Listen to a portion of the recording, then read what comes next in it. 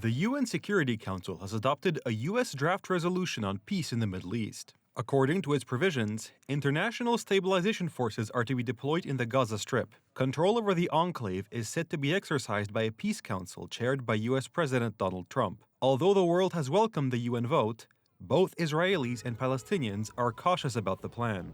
Hamas, on the other hand, completely rejects the resolution, which would require the terrorists to lay down their arms. There is no quiet in the Gaza Strip and the West Bank. Not a day goes by without attacks and clashes between the two sides of the conflict. Despite these incidents, the truce has been maintained so far. Hence, the time has come for the next points of the peace plan presented by Donald Trump in early October.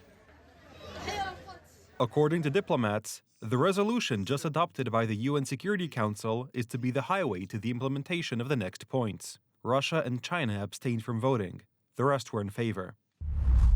Congratulations to the world on the incredible vote of the United Nations Security Council just moments ago, acknowledging and endorsing the Board of Peace, which will be chaired by me and include the most powerful and respected leaders throughout the world. This will go down as one of the biggest approvals in the history of the United Nations, will lead to further peace all over the world, and is a moment of true historic proportion. The significance of this resolution is emphasized by many public figures and political commentators, even those from agencies usually critical of Donald Trump. President Donald Trump has scored an important achievement at the United Nations. The UN Security Council has given its backing to his Gaza ceasefire plan. This plan took effect just over a month ago, and since then the fighting between Israel and Hamas in Gaza has largely died down. The two sides have also carried out a number of exchanges of hostages for Palestinian prisoners. Now, this vote at the UN sets the stage for the U.S. to move forward with its second phase for the longer-term phases of this ceasefire. That includes the establishment of an international security force, the formation of a new Palestinian government, the disarmament of Hamas. It even calls for a potential pathway to a future independent Palestinian state.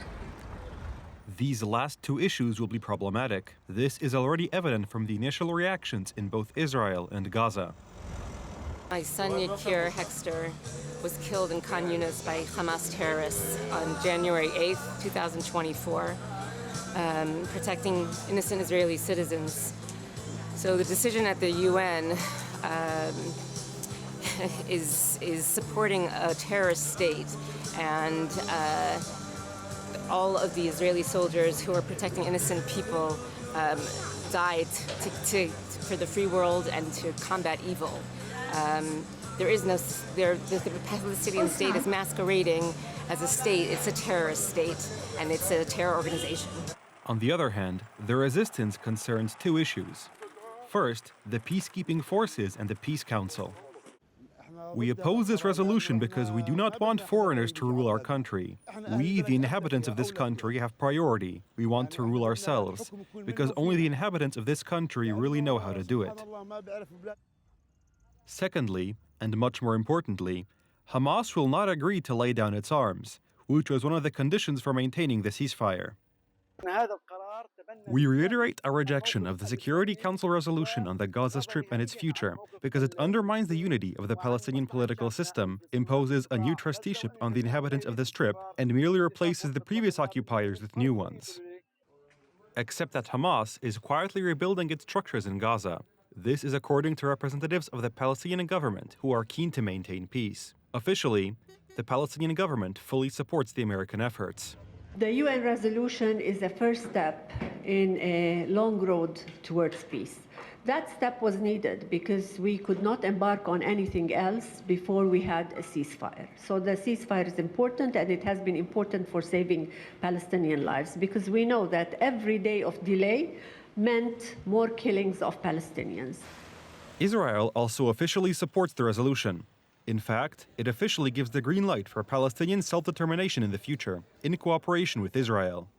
It's a very historic moment, because if you look at the trajectory of a war that was brutally launched against us on October 7th, 2 years ago, and with the heroism and bravery of our soldiers and our commitment to change the reality here so that this does not recur, and to rebuild Gaza and enable the people of Gaza to have a decent life.